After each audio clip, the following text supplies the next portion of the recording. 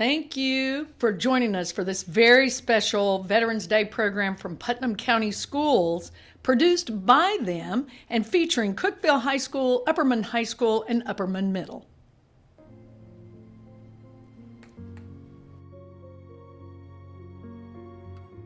I'm Bill Haggerty. I'm so pleased today to honor our veterans. Though we'll never be able to repay your debt of service, I want you to know how much you are appreciated by all of us. My father served in the Coast Guard during the Korean War. He was stationed at Wake Island in the Pacific. He taught me the meaning of service and the true meaning of love of country. We also appreciate the sacrifice that you've made for our nation. And as your senator, I'll work my heart out to make certain that we repay that debt of service and make sure you have the resources and the benefits you so deserve. I also want to thank Cookeville High School, the students and the staff, for continuing to put on this great event to honor our veterans. Thank you so much for your service to our nation. Please know that we all appreciate you, and may God bless.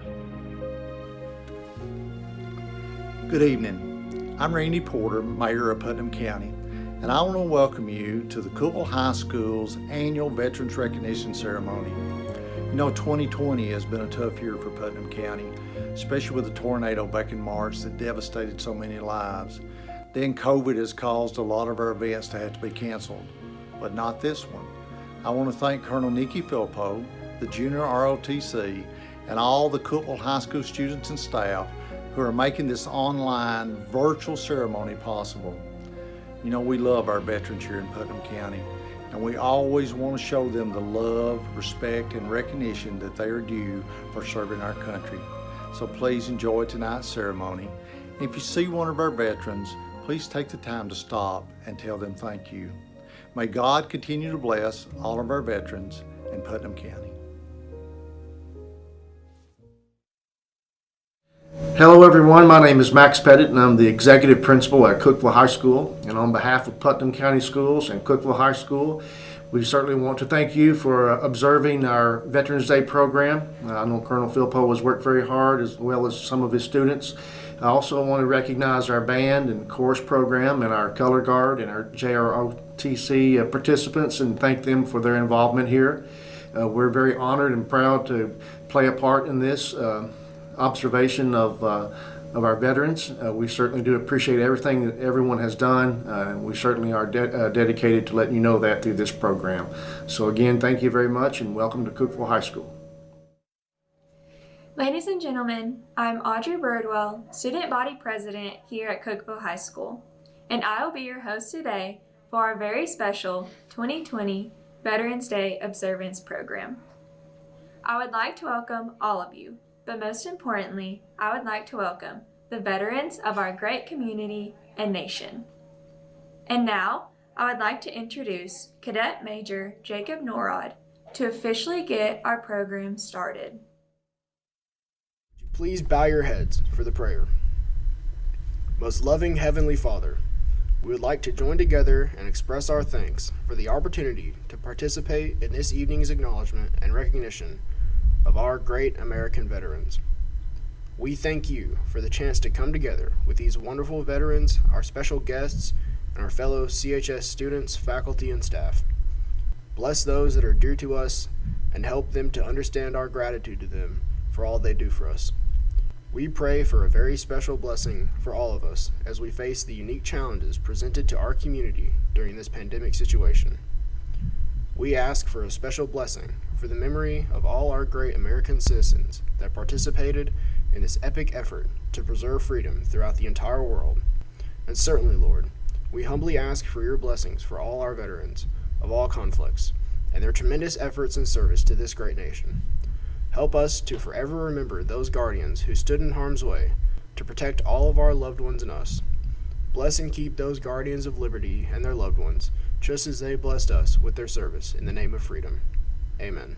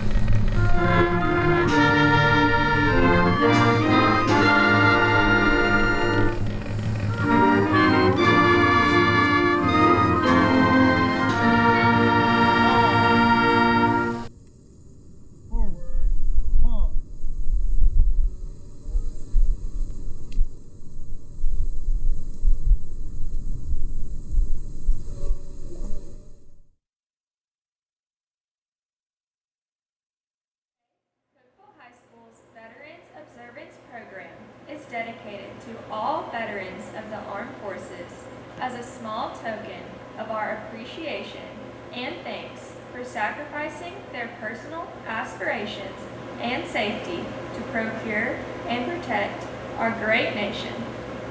At this time, it is my pleasure to introduce Tallis Newman, a CHS senior that holds the rank of Cadet Lieutenant Colonel.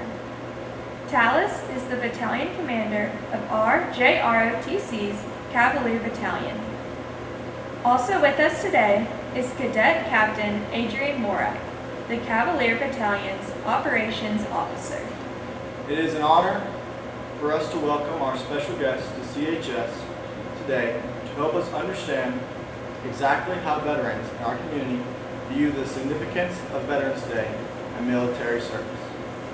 We are honored to have with us today Mr. Charles Matika, Mr. Jason Murphy, Mr. Scott Smith, and Colonel Bobby Parham.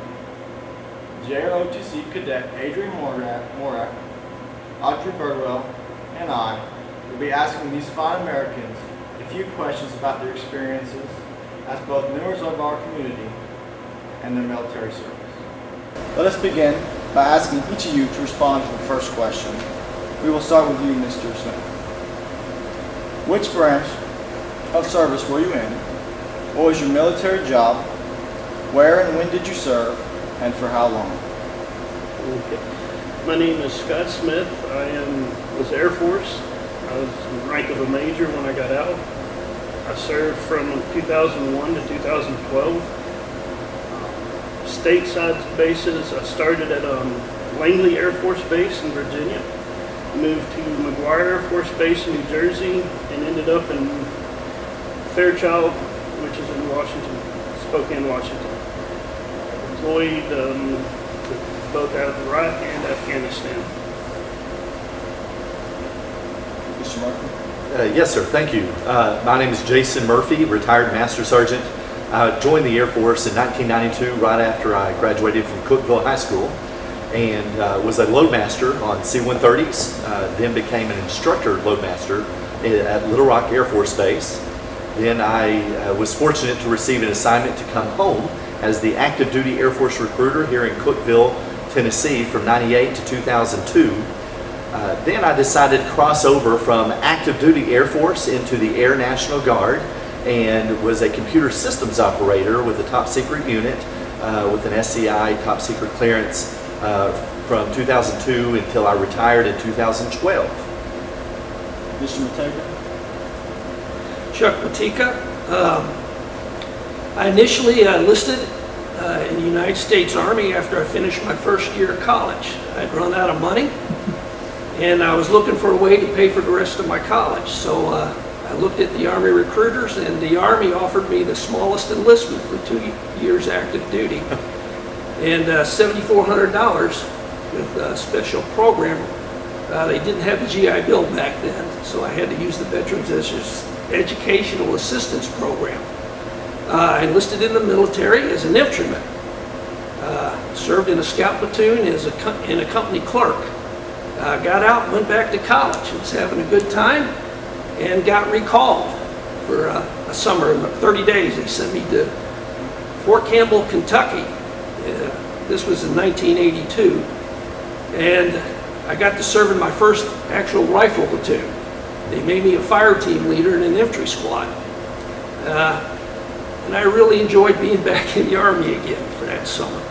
So when I got done with that, I went back to my college and signed up for ROTC and was fortunate enough to get a commission as a second lieutenant on a direct commission, an active duty commission, and served as a platoon leader of tanks, scouts, and a cavalry platoon leader. Served as a staff officer at battalion, squadron, regiment, and installation command. Was fortunate to command a tank company, a regimental headquarters troop. Served as a trainer at the National Training Center and with the Battle Command Training Program in Fort Leavenworth, Kansas, Training Division and Corps staffs. I ended up in 2003, my last assignment, as basically one of the assistant G3s in the 5th Corps staff as we invaded Iraq. I was in their future ops planning cell. And I had a good time in my 23 plus years in the military. Colonel Parham? My career started out in the Guard in 1944, where I was 16 years old in high school. And the National Guard had been activated prior to that time, and so they decided they needed some security force, and they recruited a bunch of us high school boys to become the Guard. And we were called to active duty one time during that two-year period, and that was a race right in Columbia, Tennessee. Quick as I became 18, I joined the Army, and it was the regular Army. I was an RA, and as they called it then, a buck private. As far as my jobs were concerned, I was quite varied, because I served as an enlisted man in World War II under the Pacific Theater of Operations Commander, General MacArthur. And once I came back from overseas in the occupation duty of Japan, I went back to the farm in Sequatchie Valley, where I was reared, and had a hard time adjusting to civilian life. And I often wanted to go back and thought about re-enlisting back into the military. So a couple of my football buddies were with me one day in the car, and they were in the Navy. I won't hold that against them, but they were in the Navy. And they were convincing me that I should go to school on the GI Bill.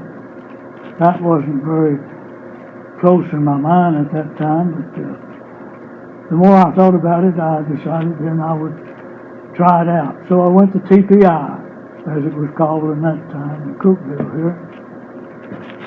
And in June of '51, I received a BS degree after 3 years of college here. The ROTC program had started in 1950, so the last year of my college here, I joined the ROTC program. That year in June, I graduated with a BS degree in 1951. In July, I received a commission as second lieutenant in the Signal Corps. In August of '51, I was called back to active duty. And there, as being an officer, I stayed 30 more years.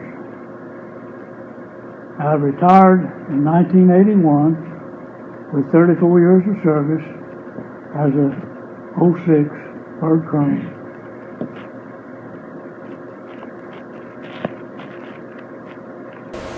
Mr. Murphy, what was it that made you originally interested in military service? Well, I come from a large background, strong military legacy. My grandfather served in World War II as a heavy machine gunner, Bronze Star recipient. I had countless uncles that served from Korea War all the way through. My father served in Vietnam and then served after that in the National Guard here locally. My brother, while I was in my high school years, he had graduated high school and joined the National Guard during Desert Shield, Desert Storm. And then I just knew that's what I always wanted to do, really. And my dad told me, son, I've experienced the difference between some of the branches during his time in the Army, and he told me if you join the Air Force. And that's what I did. I'm glad that I did, and I've enjoyed that service. Mr. Matika, are there unique qualities about our community that makes military service appealing? I believe so. Cookeville and the Upper Cumberland here in Tennessee is very unique in my time of service.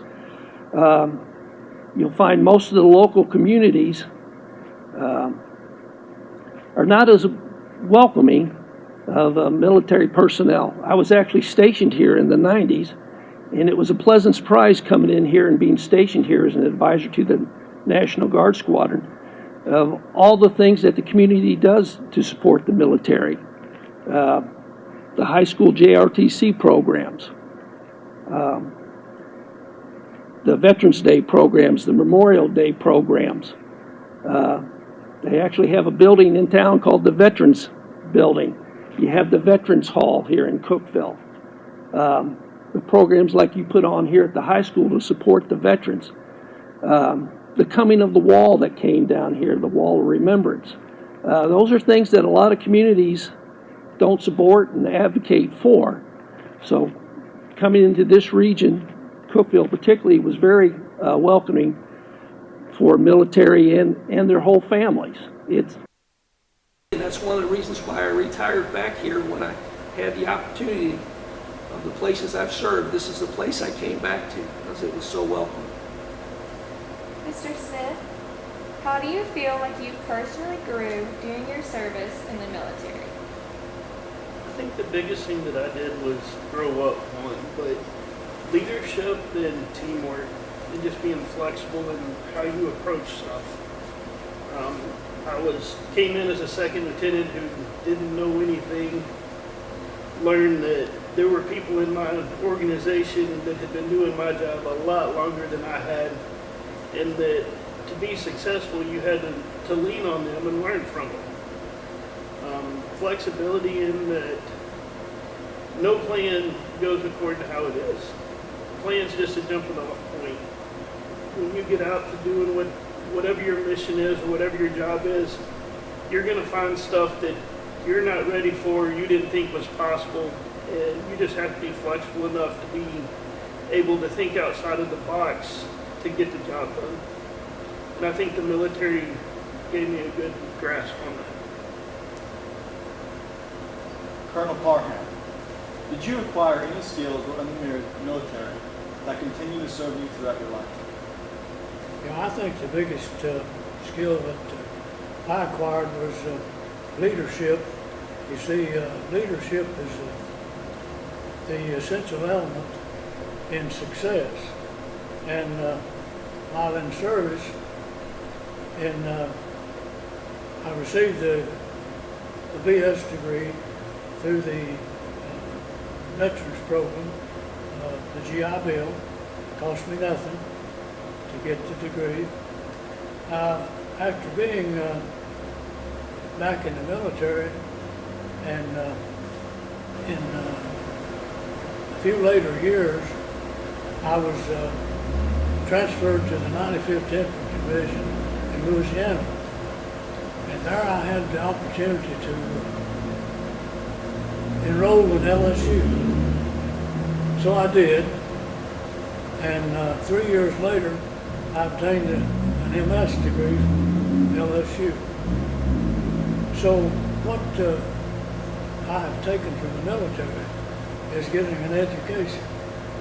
Later in my military career, I went to various schools, the military schools that were offered, such as the logistics school in Fort Lee, Virginia. There I got a degree and came out a logistician, beans and bullets, so to speak. Then I decided I'd change branches, so I changed branches to the infantry. And I went through the advanced infantry officers course at Fort Benning, Georgia. And then another school I went to was the Commanding Staff General College, where I graduated from that at Fort Leavenworth, Kansas. So what I've taken from the military is getting an education, and they have sponsored my entire education. And I became an instructor in the latter part of my career, and of course I take that with me in civilian life. I was also a professor at Tennessee Tech later years.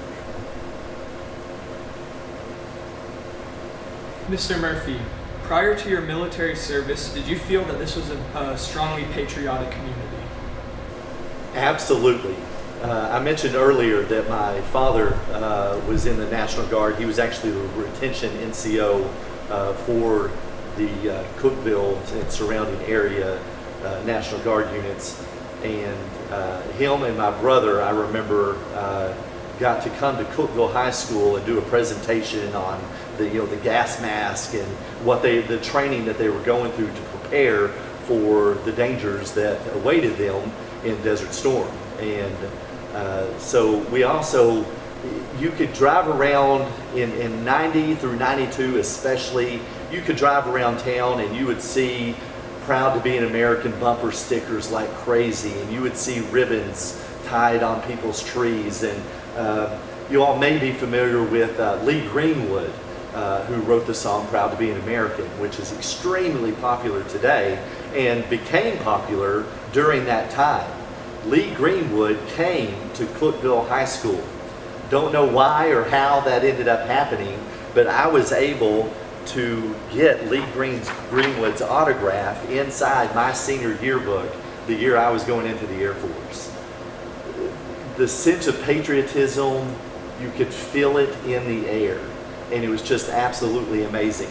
And then just to transition from that just a little bit, to see where it kind of started, that sense of patriotism during that time. Although Cookeville in this area has always been very patriotic, I don't see that it's really tapered off. As Colonel Matika was saying earlier with the Veterans Day programs and Memorial Day, we have two mayors, Mayor Ricky Shelton and Randy Porter, that are phenomenal at infusing patriotism into this community, and I'm so thankful for them.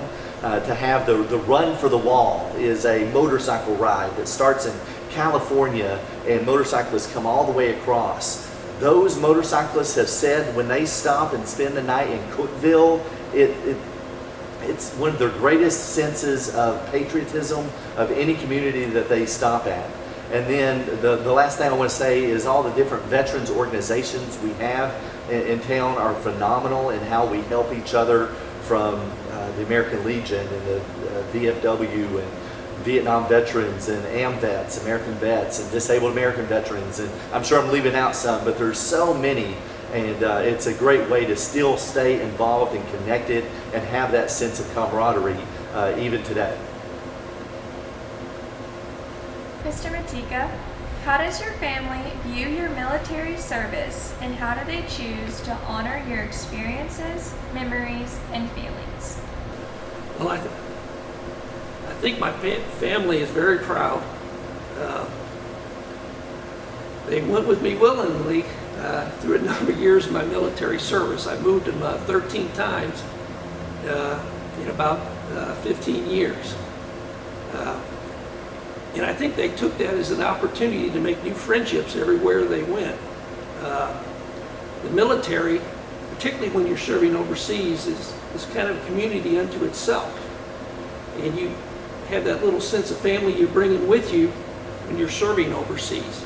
But even here in the States, in a lot of military bases, you're separated from your extended family, and you have your spouse and your children with you, and you have your military family, and you kind of feed off that. You make friendships.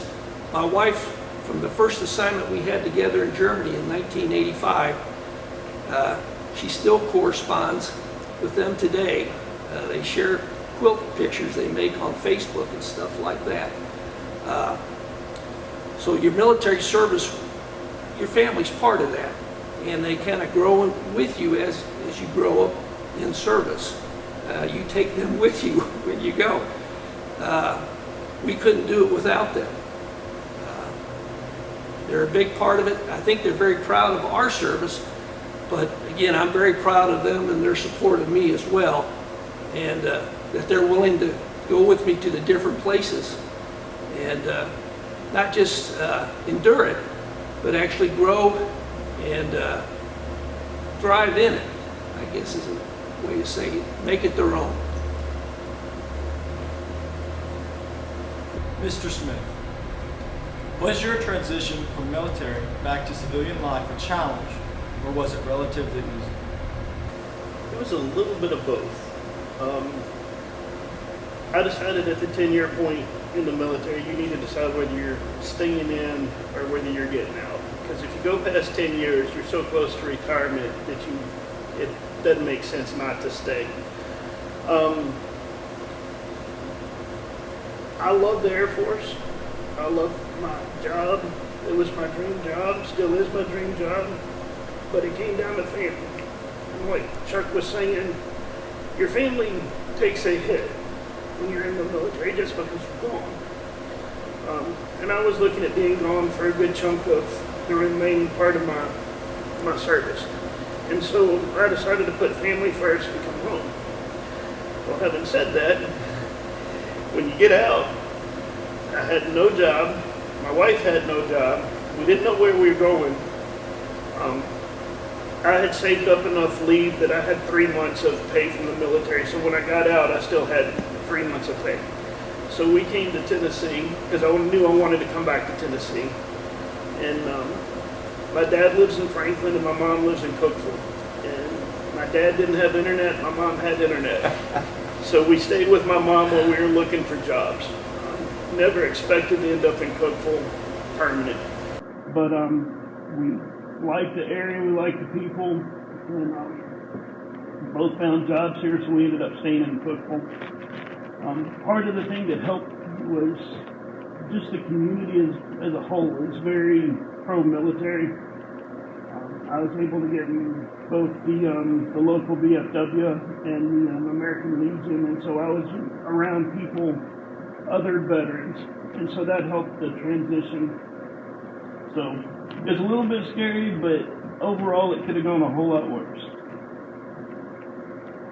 Colonel Parham, tell us about the most interesting assignment that you experienced while in the military. Being in the service, I have been in some 20 plus installations and bases in the military. So I think perhaps the most interesting part was the 2 years I spent in Georgia as a training officer. It was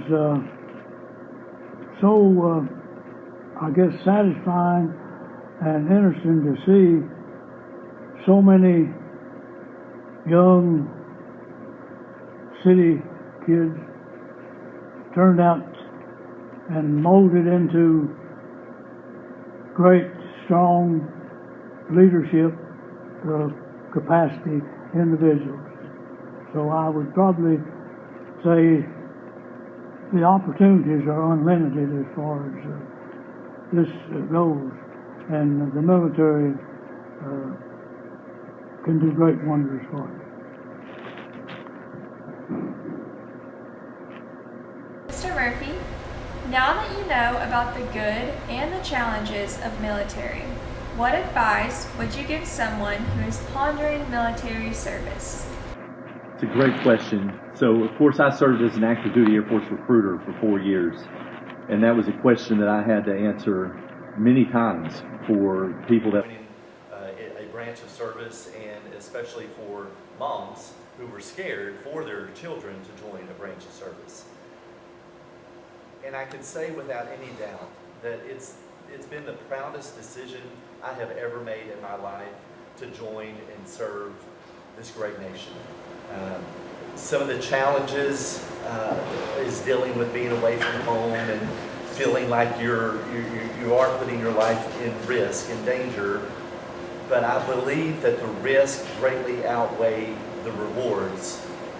Reverse that. The rewards greatly outweigh the risk. Because those rewards are keeping our country what it is and what it was founded to be. To support and defend the Constitution of the United States against all enemies, foreign and domestic, means we're going to strive to keep the foundation that has made America the country that it is today. And that is worth the sacrifice, without any doubt whatsoever. in the past, there has been challenges through VA with the Veterans Association with disability and people coming out that are injured or struggling mentally with PTSD and those types of things. I could say with President Trump's administration, those challenges and concerns have been greatly changed to the good. There are so many better programs to help veterans today, and through the organizations I mentioned earlier, and through AMVETS and American Legion and the VFW and the Disabled American Vets are there to help those veterans transition from military to civilian life like never before, really. And so I see a lot of benefits on the backside of the military of getting out today that have never been around, and I still see so many good things and so many great programs for those that are wanting to go in, and just again serving that flag and standing up for it is the way I believe that we should be in America. Mr. Matika, how did your family feel about your service in the military? Very much like Mr. Murphy talked about it, moms and something like that. My mother was initially very nervous when I joined the military. I didn't come from a family with a military background. I had some distant relatives that served in World War II and were in the military during the Korean conflict, but they were stationed in Europe at the time. So my immediate family had no experience with military service. I was fortunate. I know most enlisted guys comes, you can't believe anything the recruiter says, but my recruiter did talk to my mother and put her concerns at ease. I mean, he was very professional and a very competent individual, and I think it eased her concerns a great deal. She also saw the benefit that it would enable me to finish college, that nothing else was going to help me finish college, and that was the way I was going to do it. So that eased the bit, in my case, the recruiter, and then the benefits that would come, and the patriotic service, and that it does instill discipline, confidence, leadership, good qualities in all that can successfully serve in the military. There's really not a lot of downside from it. There's all good that come from service in the military. Mr. Smith, what was one particular military experience that you remember that taught you a great life lesson? When I deployed to Afghanistan, I deployed as a single person. I didn't go with any of my unit. And so when I got there, I worked with Army, Navy, we had Air Force, we had Guard, active duty, reserve. And so you had to learn how to fit into a team and how to work with them. Part of that is we traveled a bunch. And at the time when you were in Afghanistan, you did convoys. And so, as a captain at the time in the Air Force, if you would have told me that I would have been part of a convoy, first of all, and second of all, the jobs that I did in the convoy, I wouldn't have believed you. Based on rank, I would have fit more in the role of a truck commander or convoy commander, which I did both of those. I was also a driver. But the majority of my time that we were moving, I was a gunner in a convoy. And that's not something, at least on the Air Force side, and as a captain, that you think you're ever going to do. And I learned that you need to fit the team. What you think you are and what you think your role is not always what the team needs. And so you have to adjust to what the team needs and how you can best fit in. And at that point in time, it was for me to be a gunner in a convoy. And so just flexibility. Each of the branches has their own saying, and it's basically the same. The Air Force's flexibility is the key to air power. And just being able to keep an open mind and to just be ready to do what needs to be done to get the job done. Colonel Parham, looking back on your service, what advice would you give us in how best to remember and honor the brave men and women who have served our nation in uniform so very well? Hang tough, stay with it. You can succeed. It's not an easy life by any means, but you can succeed.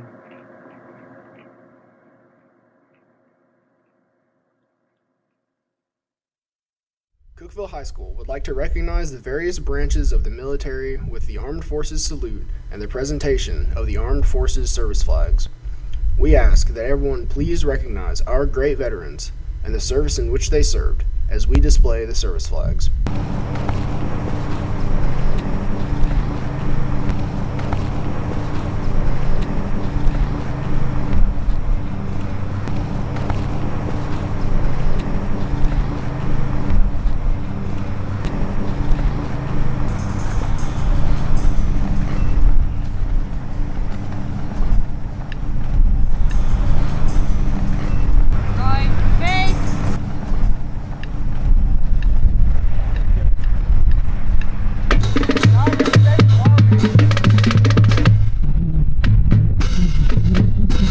United States Army.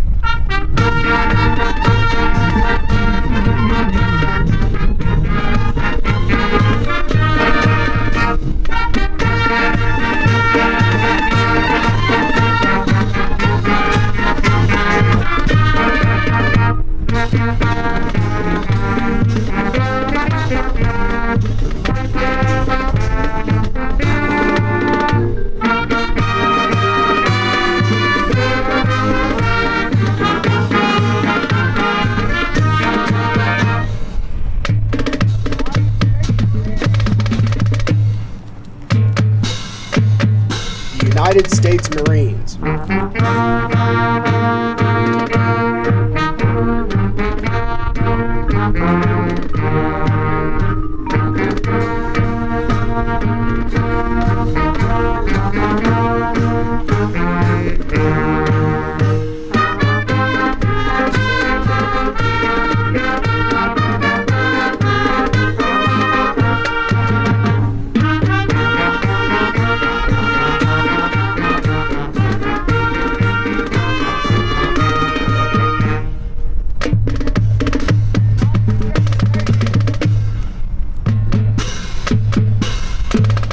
United States Navy.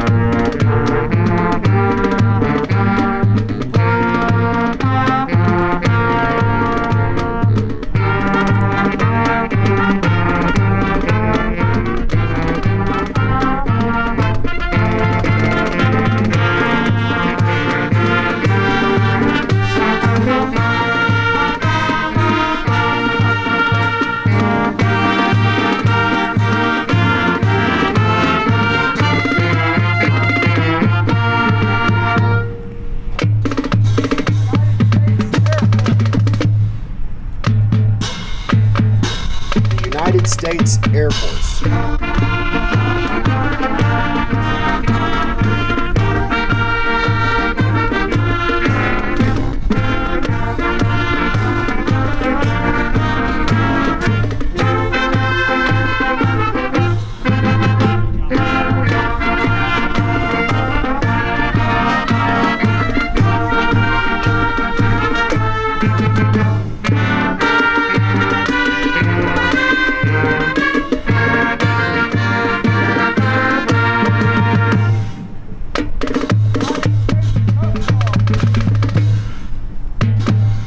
United States Coast Guard.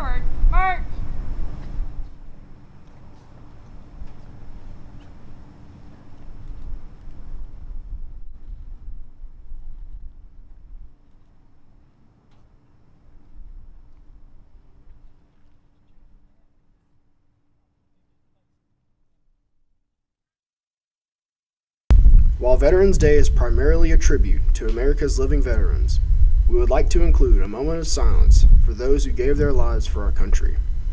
Would you please stand and join me as we pay a tribute to these wonderful American patriots?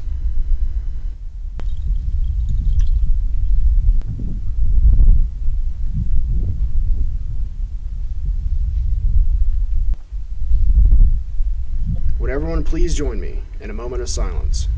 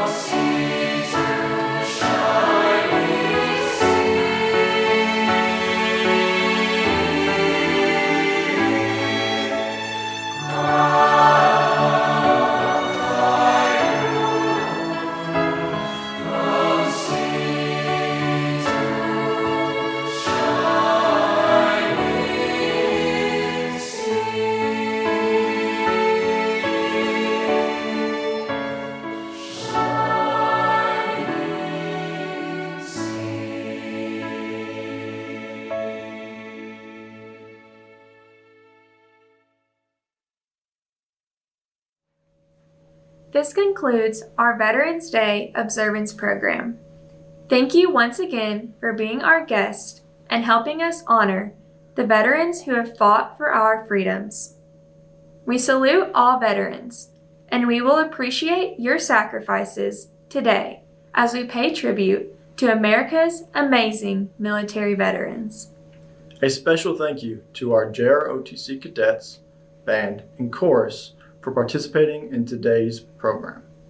A special thank you to our Senator-elect, Bill Haggerty, and our principal, Mr. Max Pettit, for the great opening remarks. And to Mr. Jason Murphy, Mr. Chuck Mateka, Mr. Scott Smith, and Colonel Bobby Parham for participating in our panel discussion. Thank you again, and please take every opportunity this year to personally recognize and thank our community's great American veterans for their service to our country. God bless you all, and God bless the United States.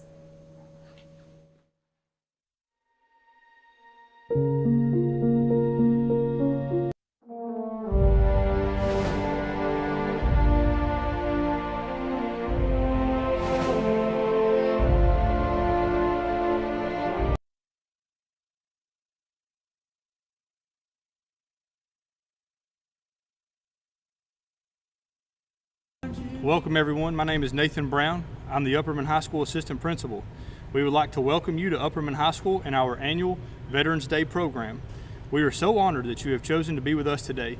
Of course, this year's program will look different due to our safety guidelines. However, we want to honor all of those who have served our nation, and on behalf of the student body at Upperman High School, we want to say thank you for your service. Please join us in honoring each branch of the Armed Forces as the Upperman High School Band of Gold plays the Armed Forces Melody.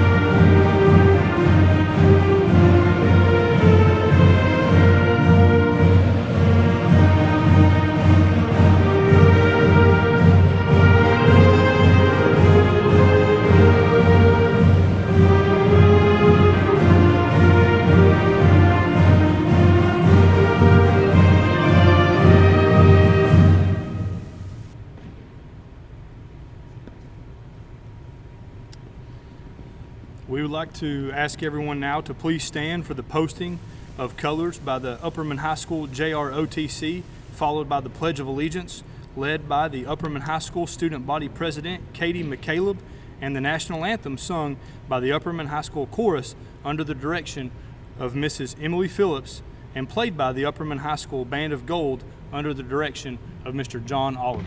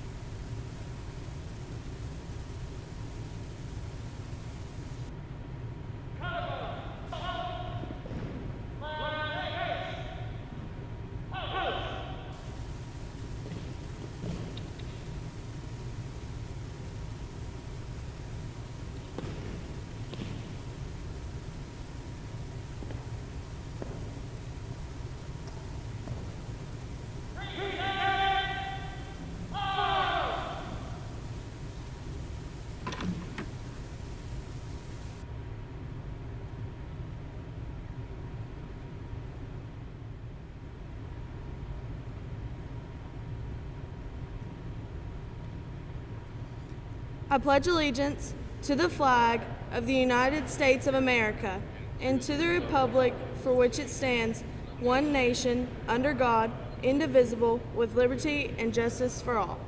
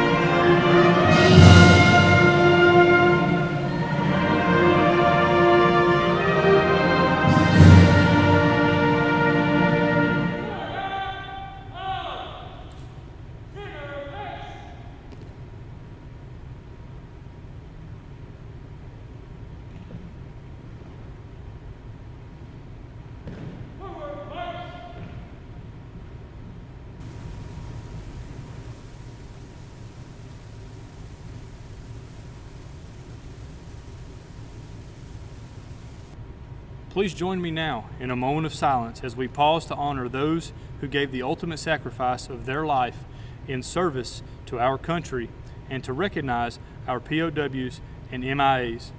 Following the moment of silence, Ian Cox, 9th grader, student government representative, will come forward to explain the significance of the POW MIA table.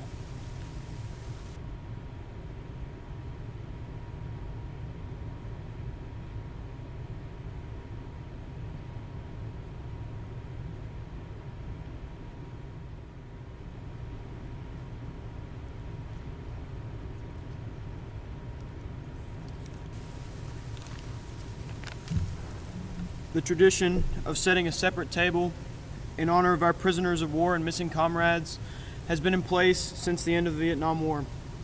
The manner in which a table is decorated is full of special symbols to help us remember our brothers and sisters in arms. The table is round to show our everlasting concern.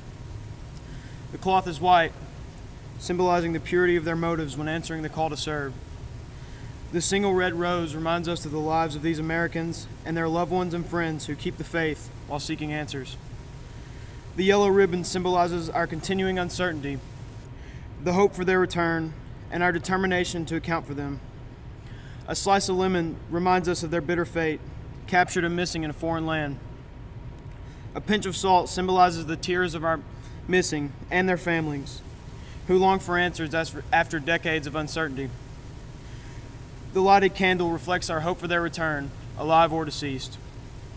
The Bible represents the strength gained through faith to sustain us and those lost from our country, founded as one nation under God.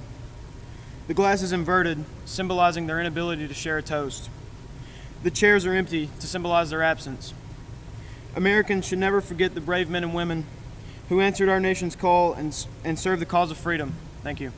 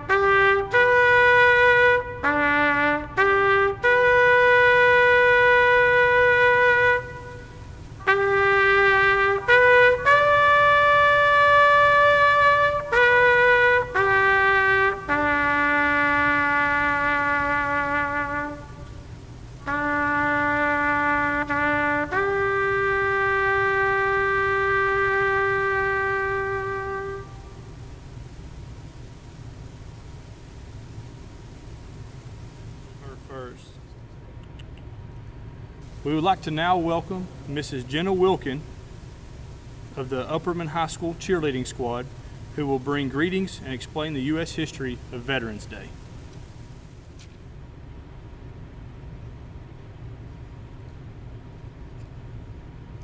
At the 11th hour, on the 11th day of the 11th month of the year 1918, the Central and Allied powers of Europe signed an armistice ending the fighting of World War I.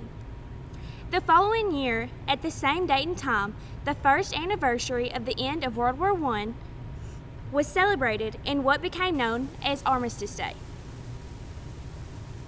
In 1926, the United States Congress passed a resolution designating November 11th as an annual observance for recognizing veterans. Veterans Day, as it became known, would forever pay tribute to all American veterans, living or deceased, and would be used to give thanks to those who served their country honorably during a time we were at war and at peace. In 1954, President Dwight D. Eisenhower officially changed the name of Armistice Day to Veterans Day in order to reflect its real purpose in honoring American veterans of all wars. The military men and women who serve and protect the United States come from all walks of life. They are our parents, children, friends, and neighbors. They are a vital part of our communities, and the freedoms they have fought for us to retain are priceless. Over 18 million living veterans have served during at least one war. The makeup of our armed forces is varied and includes Americans from all races, ethnicities, and walks of life. 9% of our veterans are women. Over a million veterans have served during either the Vietnam War, Korean War, or the recent War of Terror.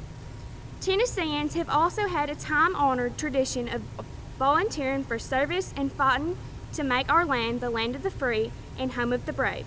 Again, we want to take time this Veterans Day to say thank you to all who have served and have sacrificed so much.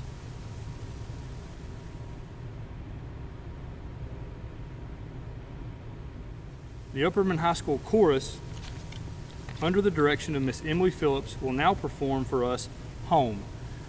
The song is written by Greg Holden and Drew Pearson and is arranged by Miss Emily Phillips.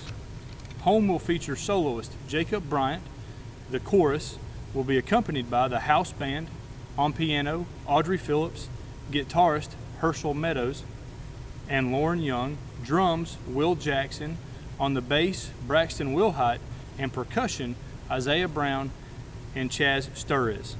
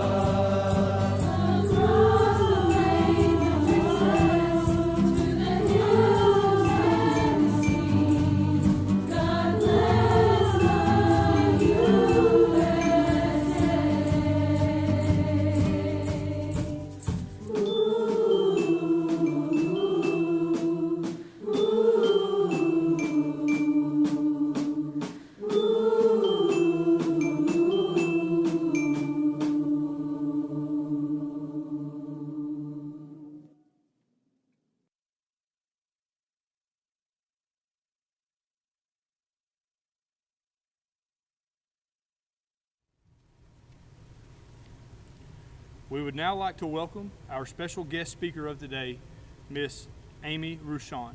Miss Ruchon is a government economics teacher here at Upperman High School. Miss Ruchon and her husband James and her children are new to the area and to the school. She served in the Marine Corps from 1998 to 2005. Please welcome now Miss Amy Ruchon. My name is Amy Ruchon, and I am the government and economics teacher here at Upperman High School, and I am also a veteran. So what does that mean to me? It all started in July 5th, 1998. I jumped off the bus and stood on the infamous yellow footprints at Parris Island, asking myself, what in the world am I doing? After 3 long months of sleepless nights, hunger, and playing in the sand, I had the Eagle Globe and Anchor placed in the palm of my hand by my drill instructor, who looked me straight in the eye and said, Semper Fi Marine. I had earned the title of United States Marine, a brotherhood unlike anything else, bonded by a rich history of honor, courage, and commitment. I looked around and filled with emotion, excited for my future, but stopped to ask myself, what in the world am I doing? I spent the next 3 years traveling overseas, going to the West Coast, working with people from different backgrounds, because Marines are absolutely a unique breed. Because nowhere else can you put a pure blood Texan, a guy who grew up in the streets in Compton, and a Korean American girl that grew up in the Carolinas, be as different as we can be, but cut from the same cloth in the uniform. There were countless hours of inspections, cleaning, and playing out in the rain, because Marines all know the unofficial motto is, if it ain't raining, we ain't training. I was growing and accomplishing things I've never dreamt of, but I constantly asked myself, what in the world am I doing? Then one day, after a 24-hour duty, I was looking forward to going home and catching up on some sleep. But all of a sudden, the company bat phone rings, and I was told to stand by. I didn't get to go home that day to go to sleep. Instead, I ended up sleeping on the floor of my office for the next 3 days. Many people didn't get to go home that day as well. Marines have been the forefront of every American war since the founding of the Corps. We showed our true colors and honored our motto, first to fight. I logged the entry in my duty book that morning at 06:10, Tuesday, September 11, 2001. It finally dawned on me what I was doing. I was in a position that so many honorable men and women held before me, and I was in a position that would continue to hold a legacy for future generations of Marines to come. It's not something that could be explained or be felt by those who have served, but currently serving, a brotherhood of unbroken bond. I knew my place, and I couldn't have asked to be anywhere else at that time. I closed a chapter with my beloved Marine Corps in 2005, looking for a new adventure, which brings me here to where I am today. Even though I have been out of the service since 2005, I have had the utmost privilege to serve as a wife to a current veteran for the past 14 years. I am reminded on a daily basis the sacrifice that our service members experience, missing births of their children, first steps taken, their first tooth lost, first days of school, Little League games, holidays, and the list goes on. There are times we become complacent with our everyday events, and that's okay. We can enjoy our everyday events, our ups and downs, and our ability to express ourselves. All of us can sleep soundly every night and wake up to unlimited opportunities because we can confidently know we are well protected by our service members that swore to protect our citizens and our great nation. Continue to pray and or think about those that are currently serving, and give thanks to those that have. Ronald Reagan sums it up best when he stated, some people spend an entire lifetime wondering if they made a difference in the world, but the Marines don't have that problem. Happy Veterans Day and Semper Fi.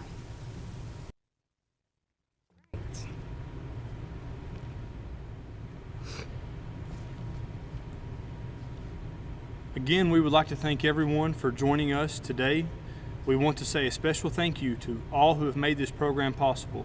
This now concludes our program, and we want to wish you all a very great day. Thank you.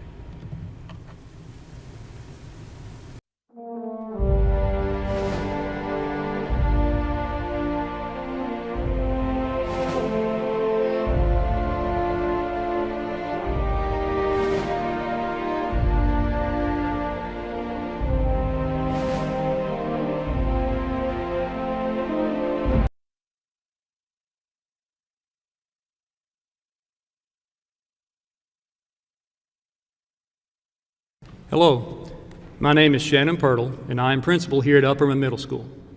It is my pleasure to welcome our performers, our guests, and all of you watching remotely to our Veterans Day program.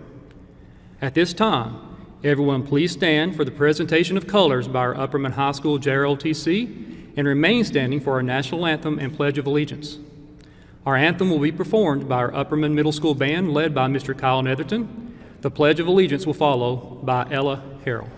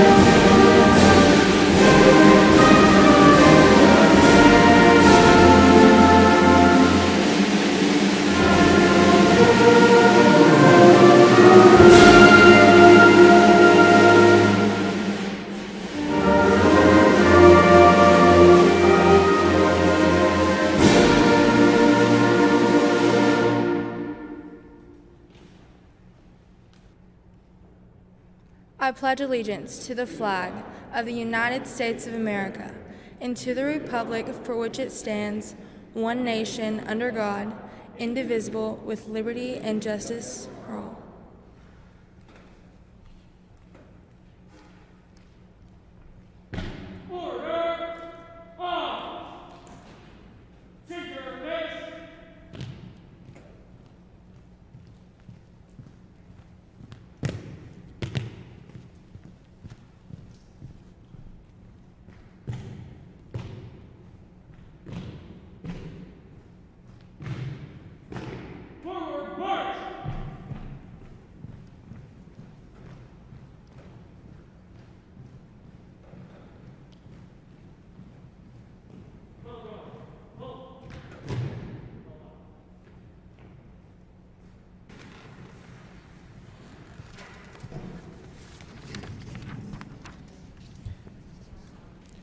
John Philip Sousa composed his march, Semper Fidelis, in 1888 while he was leader of the Marine Band. In the words of the composer, "I wrote this march one night while in tears after my comrades of the Marine Corps had sung their famous hymn in Quantico. The result is a march Sousa considered to be his finest, dedicated to the officers and the Marines of the United States Marine Corps.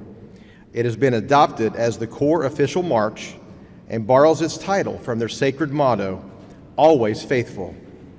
We hope you enjoy the UMS Band performing the final strains of Sousa's Semper Fidelis.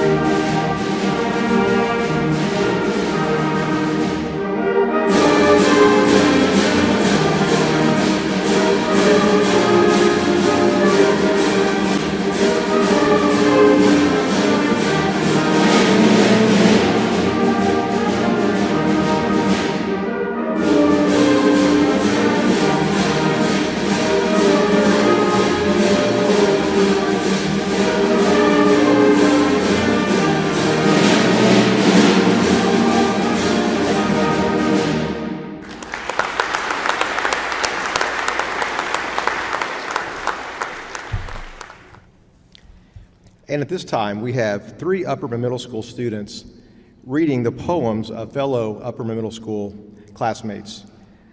First, we have Your Footsteps by Skylar Bowie, as read by Cosby King, Student Council Vice President. Red, White, and Blue by Michaela Potter, as read by Emily Lane, Student Council Secretary. And The Flag by Ramsey Snook, as read by Kanan Ely, Student Council Representative.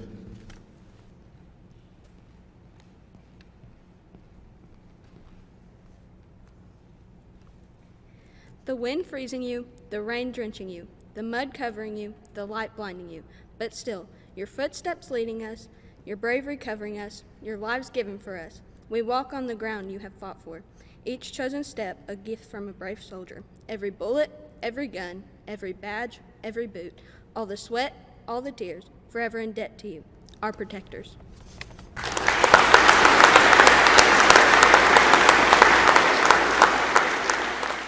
Today is a remembrance for all those soldiers who lost their lives fighting for their rights. No one can explain the fear they went through, but thanking them today is the least that we can do. Many survived to feel that victory, but others left without a history.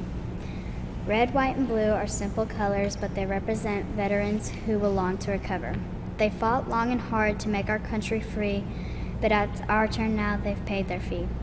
Many countries rise and many countries fall, but America's rise to freedom is most important of all. Thank you, veterans, for the price you have paid, for we will never forget the most important day.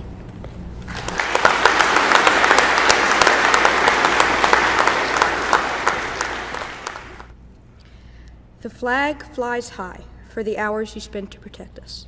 The flag flies high for all the unfortunate souls. The flag flies high for the ones leaving their loving families to protect. The flag flies high for the ones strong enough to leave their loved ones. The flag flies high for the ones who go through harsh winters and summers to bring us light. The flag flies high for the ones who are brave enough to keep it high. The flag flies high for the ones who learn to forgive and care. The flag flies high for the hope of everyone that believes in the blue and red stripes. The flag flies high for the ones who sacrifice to protect. The flag flies high and shall never stop.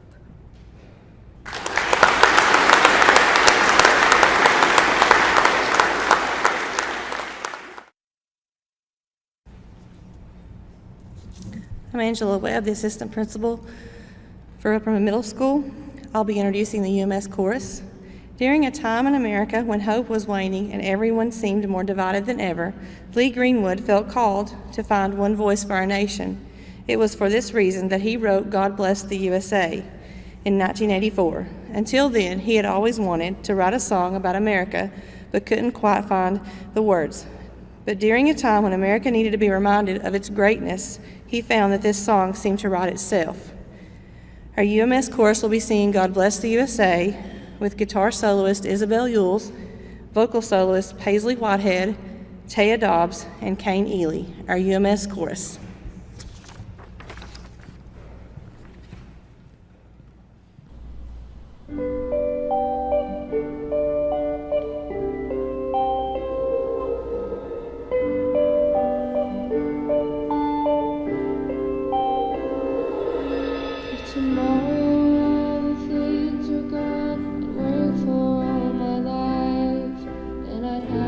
Start again with just my family by my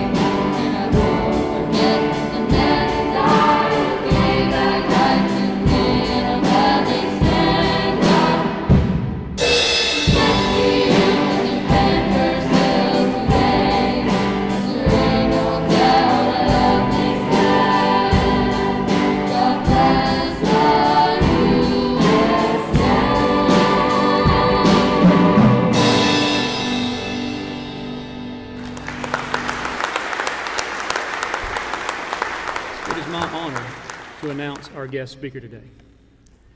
I first met Sergeant Ron Ramey during my time at Tennessee Tech University. This was in the mid-90s, and I was serving as a junior counselor for the Tennessee American Legion Boys State. Sergeant Ramey was in charge of the program, and I quickly learned of the great respect and admiration that his Tennessee Tech colleagues had for him.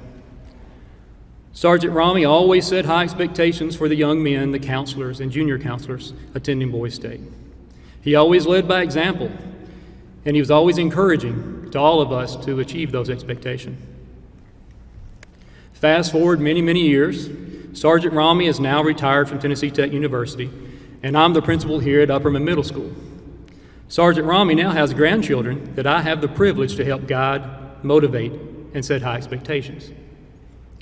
It's kind of interesting when we look back on some things in our lives, how they come full circle, and this is one of those occasions. And Sergeant Ramey, I still have my Boys State hat, 1996. It's held up a little bit better than I have.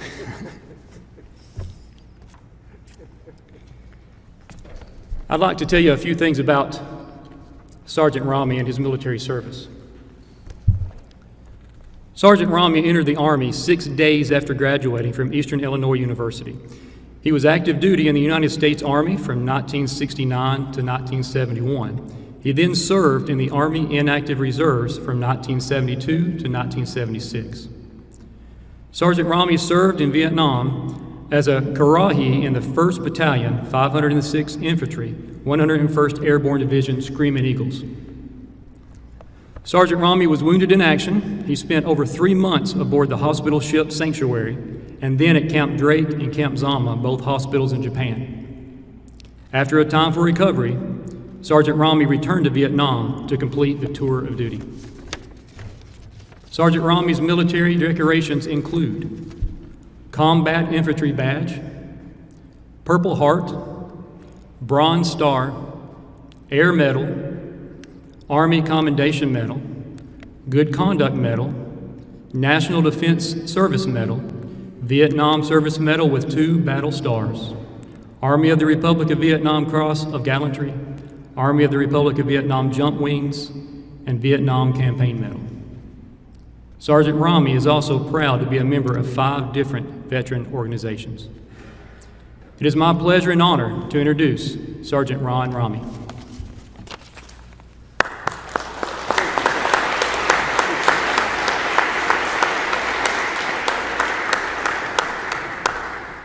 Thank you for that very nice introduction, and I think I have a hat like that at home or 2 or 3.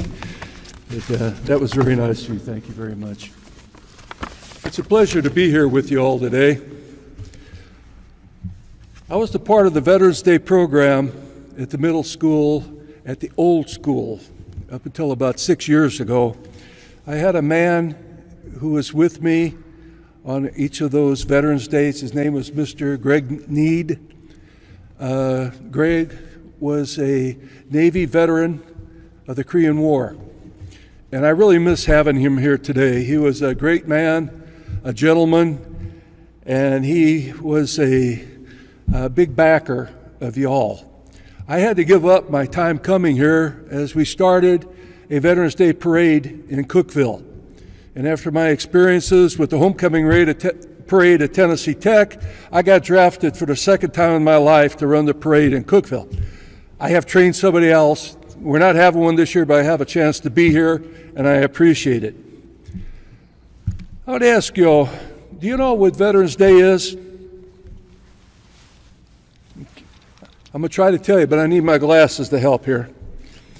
It's a day we honor all of our military veterans, dead or alive, but it is intended to honor our living veterans. Originally started in 1919, at the end of the Great War, the war to end all wars, World War I. World War I ended in 1918, but 1919, the people wanted to celebrate and honor the people who had served. At that time, Veterans Day was called Armistice Day. It got changed many years later, I think when General Eisenhower was President of the United States. A veteran of World War I, although he was being honored, he was not the first veteran. Veterans go all the way back to General George Washington and the Continental Army, what they did to start forming this government. When I was about your age, maybe a little bit younger, I heard a man talk once, and part of his story stayed with me, and I want to share it with you. Now, you have to remember, when I was young, we didn't have computers, we didn't have things like we have today. But in his talk that he was giving, he said, if one of the soldiers from Valley Forge, and that's where General Washington's people spent the winter of, I think it was 1777, if one of those veterans could come back today, he would say, I stood in the snow barefoot, give people the right to vote, but they won't vote if it's raining. I left my family destitute to give you all the freedom of speech, but a lot of people won't speak up if it's bad for business. I think he also may have said, I slept on the ground with a very thin blanket to give students the right to go to school, but some of them don't try hard enough and study. That one's for the teachers. I don't know if he said that one or not. Anyway, veterans began in the United States at that point during the Revolutionary War. Now, there are two other days every year that are celebrated to honor veterans. One is Memorial Day. Memorial Day is celebrated the last Monday of May of every year. Memorial Day is a day where we honor the veterans who died during war or after the war of war-related injuries, sickness, illnesses, whatever. And we have expanded it to include civilians. The dead, we honor our dead, remember them on Memorial Day. The other day that we celebrate for veterans is called Armed Forces Day. Armed Forces Day is held the third Saturday of May. And it is a day that we honor the people who are currently serving, whether it be the Army, Navy, Air Force, Marines, Coast Guard, National Guard. We honor them on that day, okay? Because they are either veterans or soon will be. Now, there's a definition of a veteran.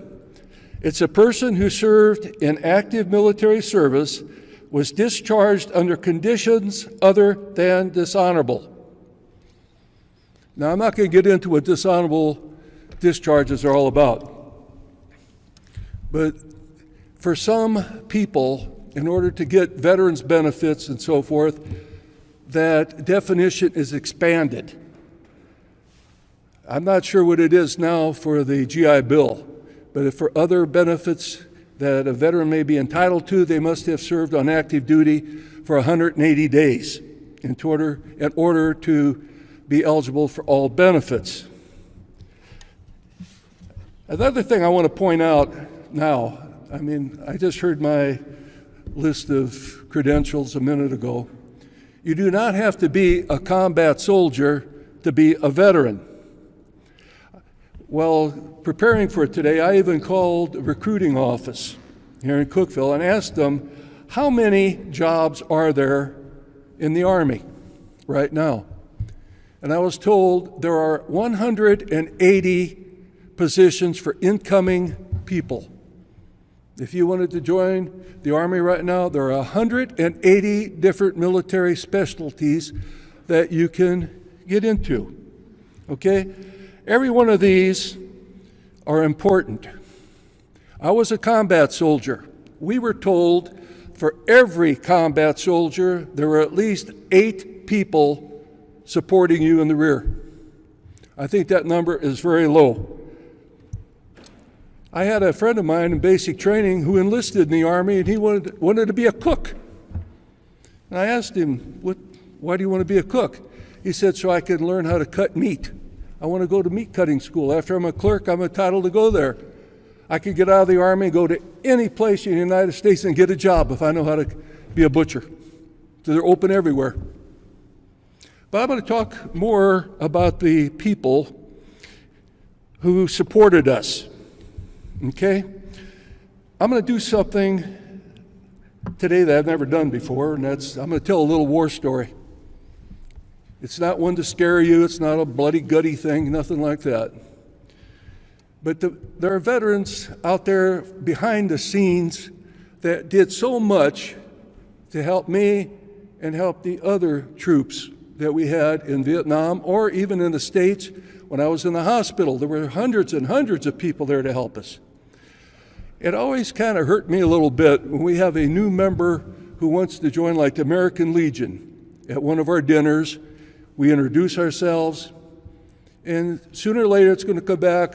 Were you in the Army, Navy, Marines, Air Force? What did you do? And a lot of times the guy will say, oh, I was just a truck driver. You know how important the truck drivers were to me?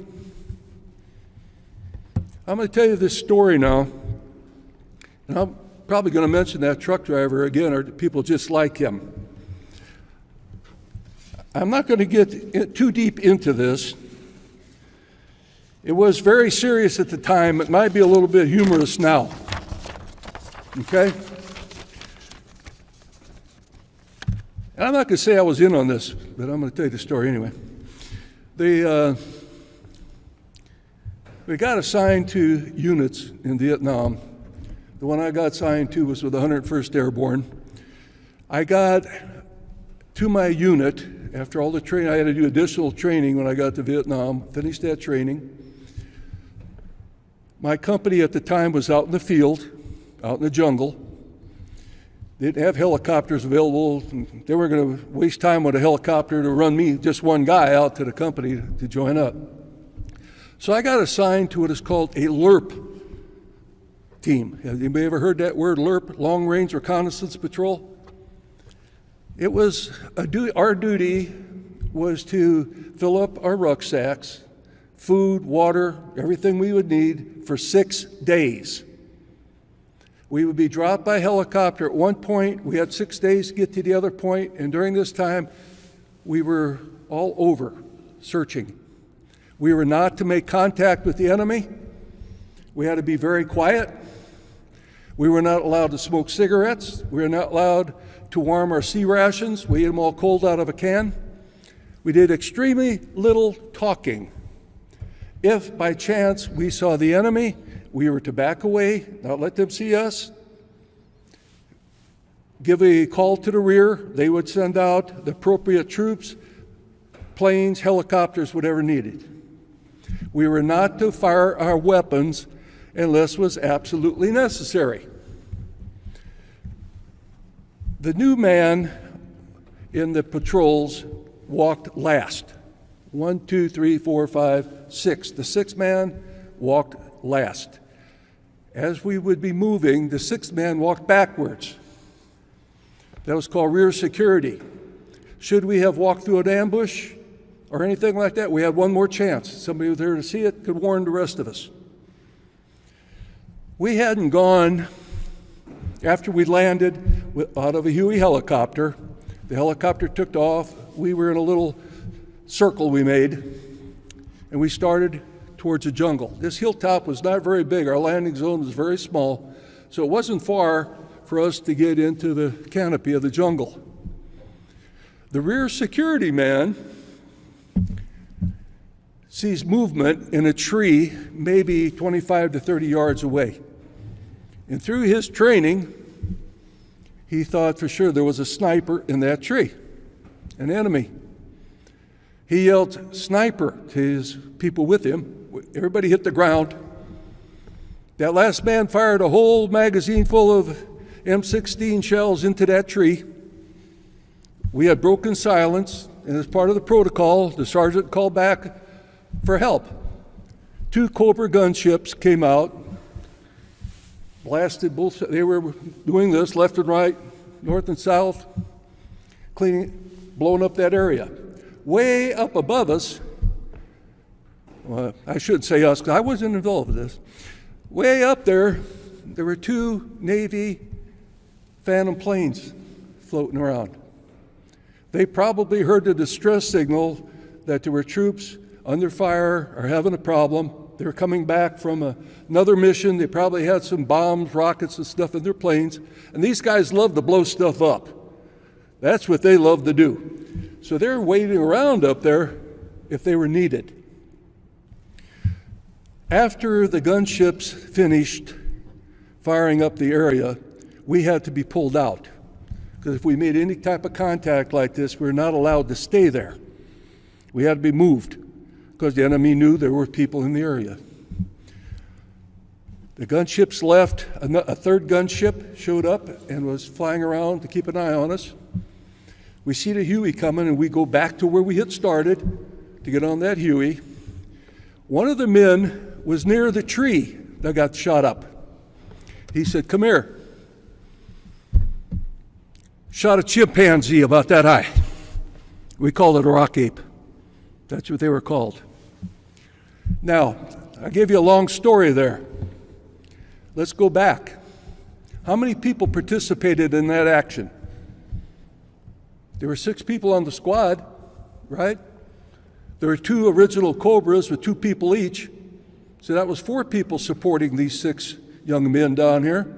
There were 2 jets up there with pilots who probably graduated from MIT or the Naval Academy.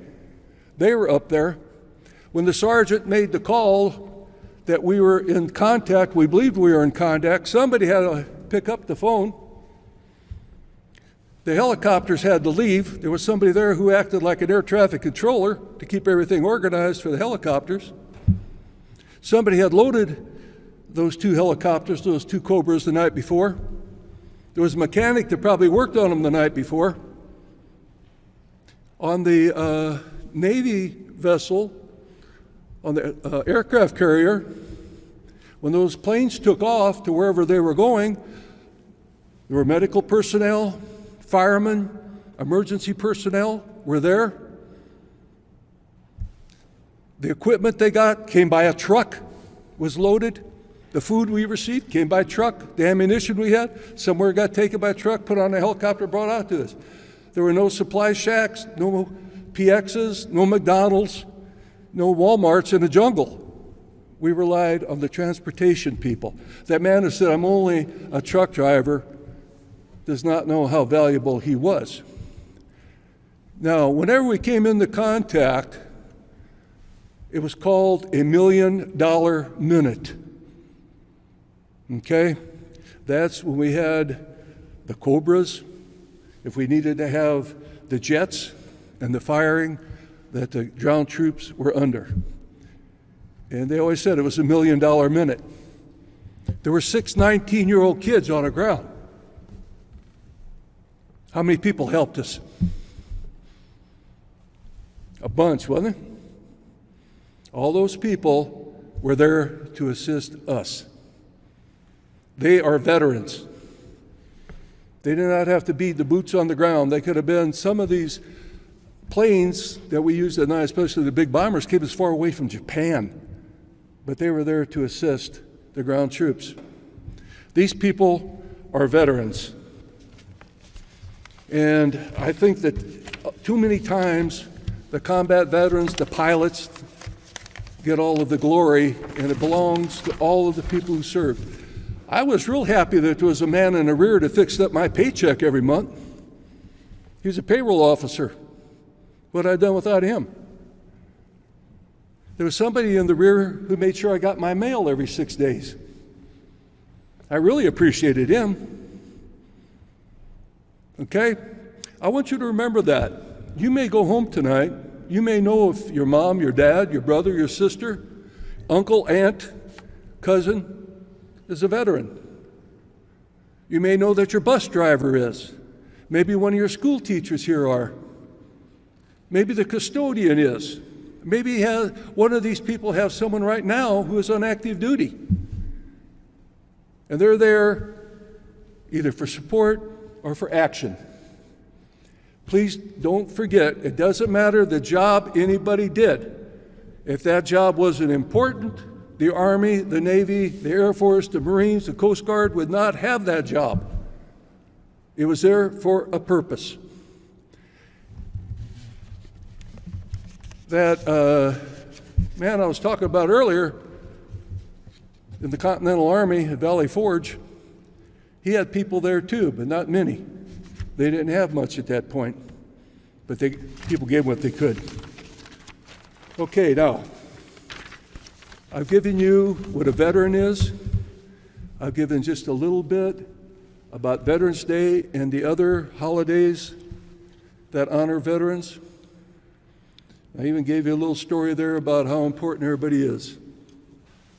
I had some questions when I've done this before that I wrote down.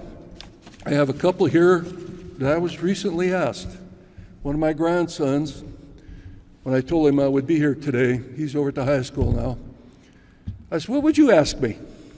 And just that quick, he said, what did you miss most when you got to Vietnam? I was very surprised how quick he asked that question. I'm sure if I asked that question to you, you'd have some ideas what you would miss. I missed my family, my mom, my dad, my sister. I missed my girlfriend that I had at the time. I missed pizza. I missed television. The soldiers in Vietnam had none of this. People in World War II had less.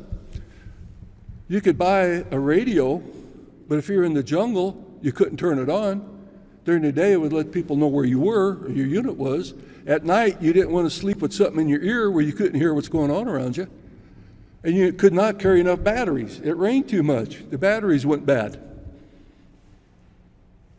We did not know much what was going on here in the United States. We didn't know what the songs were that were being played the most. There was no television.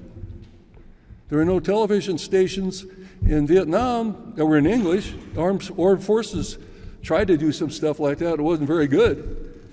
And we didn't have televisions anyhow. We relied on our mail. That kept us informed as best it could here in the States what was going on. I had an aunt that sent me a copy once a month of the sporting news whenever she thought of it. It came out every week, but I would get it about once a month. And I would read it from cover to cover, and everybody in my squad read that paper within the next 48 hours. It was news. It was a real news blackout. If we had a replacement, we'd ask him what's going on. We called the United States the world. We'd say, what's going on back in the world? That's where we all wanted to get. And unfortunately, it took a year to get back home. It was a hard time, but that was a question that a 14-year-old kid asked me. What did you miss? You know, I'm sure he thought I'd say family, but he had no idea. I didn't have a Coke in a year. We didn't have any Cokes at all. We would get resupplied every 6 days. That was the routine. If it was raining, you got resupplied. I mean, you did not. Or if the fog was too bad, you'd have to wait a few more days. Hopefully you had a couple more sea rations in your rucksack to eat. When we got resupplied, we got our mail. On those days, we got a hot meal. What do you think a hot meal is? Your cafeteria serves pretty good food, I'm sure. Our hot meal, there was a canister about this big. The artillery rounds came in, had a screw on top. There would be a big plastic bag in that artillery canister with hot dogs. They would throw out two of these canisters. One had hot dogs, and one of them had mashed potatoes. We each got 2 hot dogs. We got a squirt of mashed potatoes on a paper plate that was thrown out. There was no bun, there was no mustard, there was no potato chips, there was no Coke. You got 2 boiled hot dogs and a squirt of mashed potatoes. That was our hot meal. We look forward to it. You all know what a good breakfast is? Can you imagine having powdered eggs and powdered milk for breakfast? If you've ever had that, your next breakfast is a good one. This is the kind of stuff we had. And it wasn't that anybody didn't want to do better things for us. They couldn't. They didn't have it to feed to us. There's only so many things that could be run out to the jungle, dropped by helicopter. They've been sitting out on a helicopter pad maybe for 6 or 8 hours that could be brought out to us and we could eat it. All right, what else have I got here? Oh, I'll give you one more. What kind of animals did we see? in the jungle. I already told you about the rock ape, right? The chimpanzee guy. I think it was later that night or the next day, we saw a tiger. It was a mangy looking old thing, big.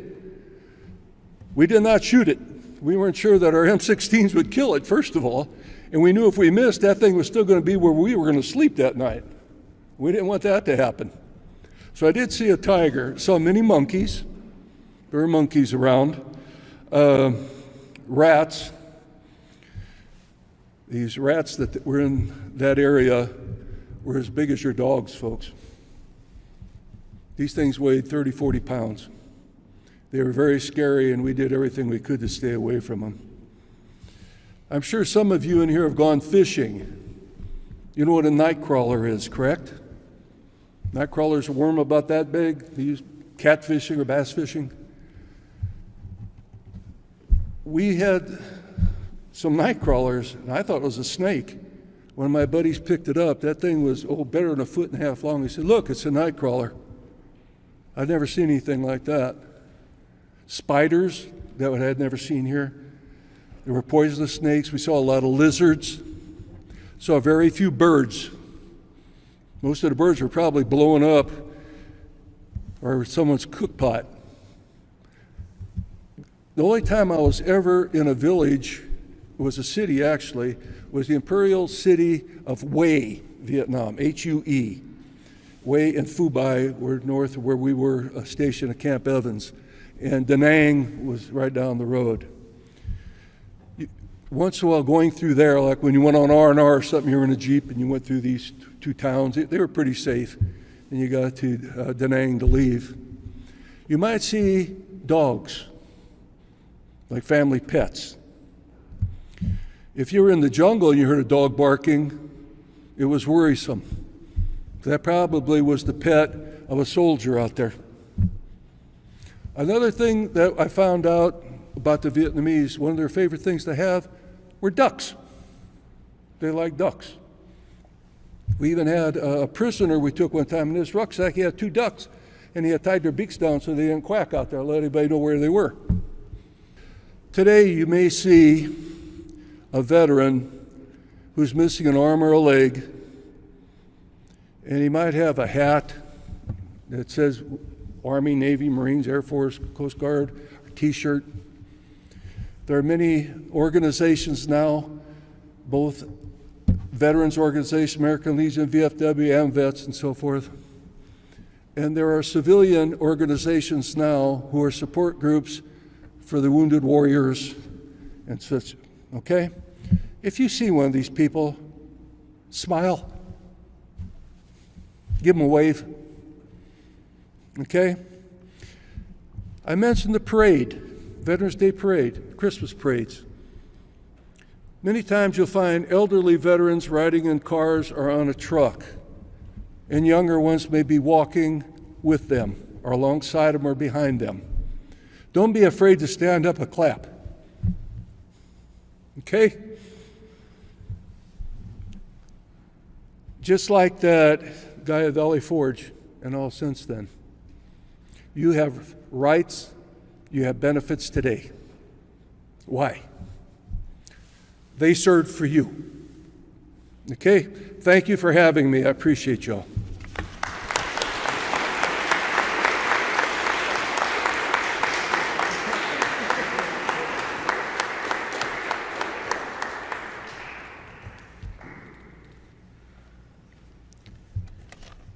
Upperman Middle School and Upperman High Schools are built around the 4 pillars that Dr. Harry Upperman instilled in his students and faculty at the Baxter Seminary. They're truth, honor, loyalty, and service. Sergeant Rami serves as a perfect example of these values that we continue to instill in our students today. Thank you, Sergeant Rami. Thank you for your service, and thank you for being with us here today. You're a friend, and you are one of our community heroes. Thank you so much. I would also like to thank all of our performers, our Upperman Middle School staff, our school leaders, our community leaders, and our first responders for all of the support that is given to make our school successful. I would also like to thank our students, our parents, and our community members for their continued support to our school. Lastly, I would like to thank our veterans and their families. Without your sacrifice, we would not have the freedoms and privileges we all enjoy today. I will leave you today with a quote from John F. Kennedy.